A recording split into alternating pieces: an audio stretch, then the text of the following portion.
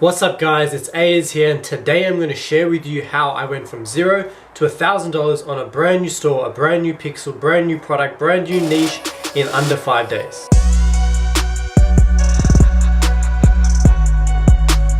So firstly, let's smash the like button. Let's get to 100 likes on this video. Subscribe if you haven't already, because I'm actually doing daily uploads now for you guys.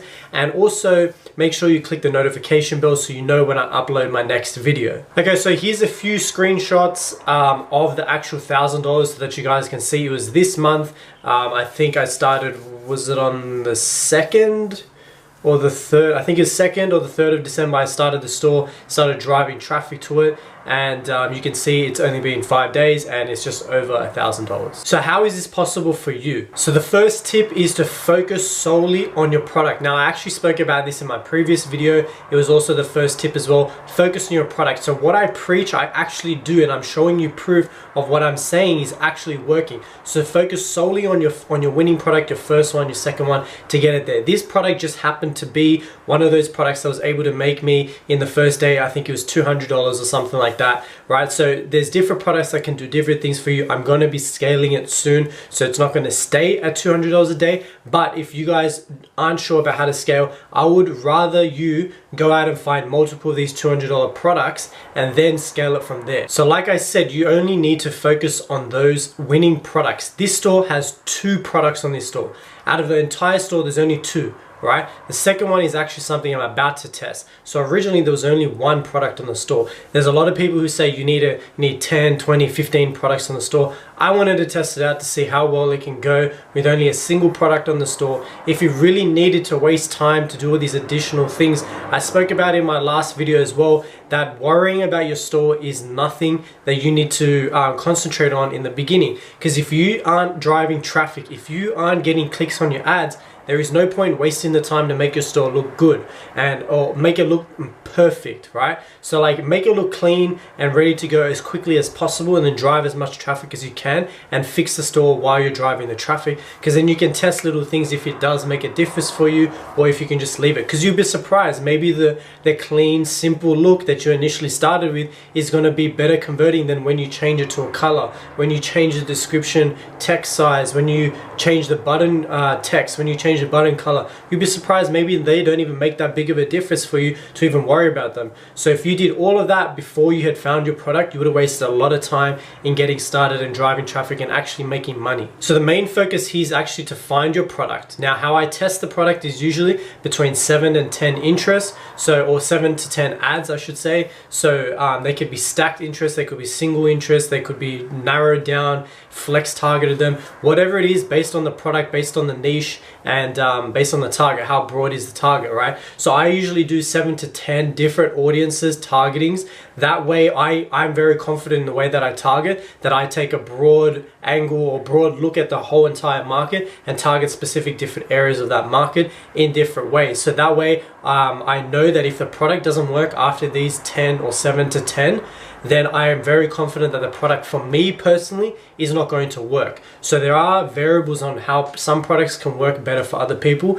There's so many variables that if you leave it running for longer, potentially if it's more of a competitive market, running an ad longer may allow you to break through. Say for example, the dog niche, you may need to spend a little bit more money to get the data for your pixel to optimize for that niche. So you may need to spend a little bit more money. Not that it's not profitable, the niche, it's just that there's a lot of competition in there, so you need to spend a little bit more to break through. Also, don't be lazy with your targeting. So again, with the dog niche, if you're selling something in the dog niche, just don't type in dogs and target dogs.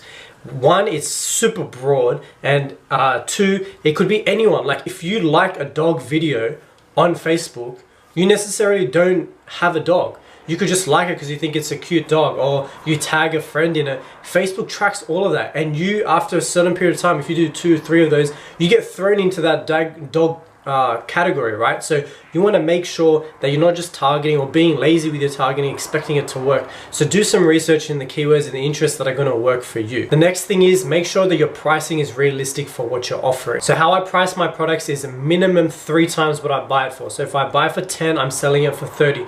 I'm not going any less than the 30, regardless of what the market is selling it for.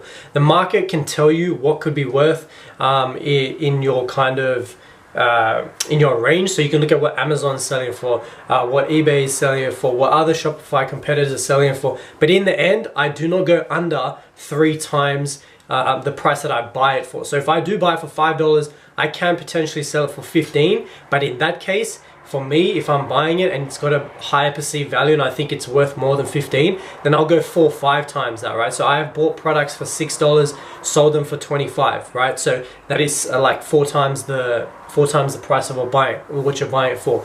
So you want to make sure that you price your products and you have enough room for your expenses, for your advertising, and your profitability. And the next thing is retarget on Facebook. So you buy all this data. I was actually speaking to a friend yesterday and we're speaking about using custom audiences and lookalikes and things like that, and he's just starting to expand that out, right? But he's not doing retargeting. So the problem is, on average, a customer needs to see your ads 7 times, right? So if you're not retargeting, people aren't constantly seeing your ads. They may see it, they may have got distracted and may not have bought at that instant, right? So you want to be able to retarget them, because on the 2nd, 3rd, 4th time, they might actually buy from you. And retargeting is one of the cheapest forms of traffic that you can purchase on Facebook, because people are already warm. They already know who you are. They've seen it before. They've either made a decision or they haven't made a decision, or they were distracted. So it's your job to bring them back in, and using that form of advertising is a lot cheaper than going straight for an interest. The next tip is set up your abandonment checkout sort of process. So there's an app called Abandonment Protector. There's plenty of apps out there that you can use, but that's the one that I use. Set up your sequence. It's like 3 emails. Just set that up, and it's bringing me on this new store about 7% back in orders that have been abandoned. So you want to make sure you set them up, because over time, when you get more traffic and more people coming through, that 7% may not sound like much, but when you're getting 1,000 orders in, that is quite a few people coming back that you would have lost. So you're better off making that money than just letting it slide. My next tip is for advertising. At least let your ads run for 2 days, 48 hours from the point that you started. Because the reason behind this is the first day that some ads could perform really badly if you've never been in the niche before, if you have no data, things like that. So you want to let it run for 24 hours. But on the other side of that, within the first 24 hours, within that time frame, the ad could be running for 5 hours, 10 hours, 2 hours.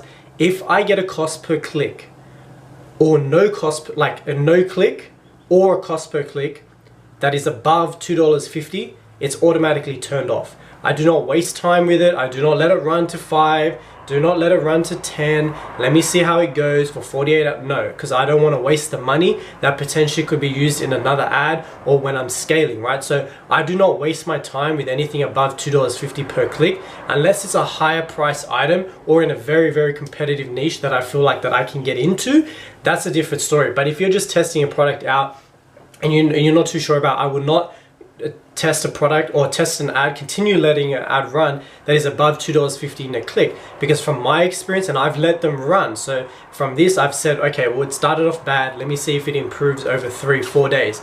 It either stays the same and stays bad, or it gets even worse. So this is going to save you a lot of money, turning off things a lot faster, but also make an educated decision based on what's happening with your ads. So if it's only spent like $1.50 and you haven't got a click yet, like I would still let it run to $2.50, and once it hits over $2.50 without a click or only 1 click, it's off, right? Regardless, if it's only been running for 1 hour that day, it's off. So these points will help you guys get to $1,000 really, really quickly. And this is the same principles I've been using to make 6 figures, to make $900,000 this year. This is the exact same fundamental principles that I use. You can get more advanced when it comes to scaling and going high, but you need these down pat, otherwise you'll never get to those like 5-figure days and things like that. So I hope this gave you a little bit of insight into how you can get to $1,000 as quickly as possible, and you could do this within 1 week if you follow these fundamental rules. Make sure you like this video. Let's get this video to 100 likes. Subscribe if you haven't already, because I'm actually doing daily uploads now for you guys, and leave some comments down below of what type of videos you guys want me to see, specific questions that you may have that I can make a video about. I'd really appreciate that. And also make sure you follow me on Instagram at Ayazdar, so Ayazzar. So make sure you follow me on there because I'm actually going to try put out some content there for you guys more on the daily, and questions that you guys may have, you can DM me that. I'll respond to each one of you guys on there, and I'm trying to build my following on there as well. So I'd be greatly appreciated if you guys can follow me on there as well. And I'll see you guys in the next video.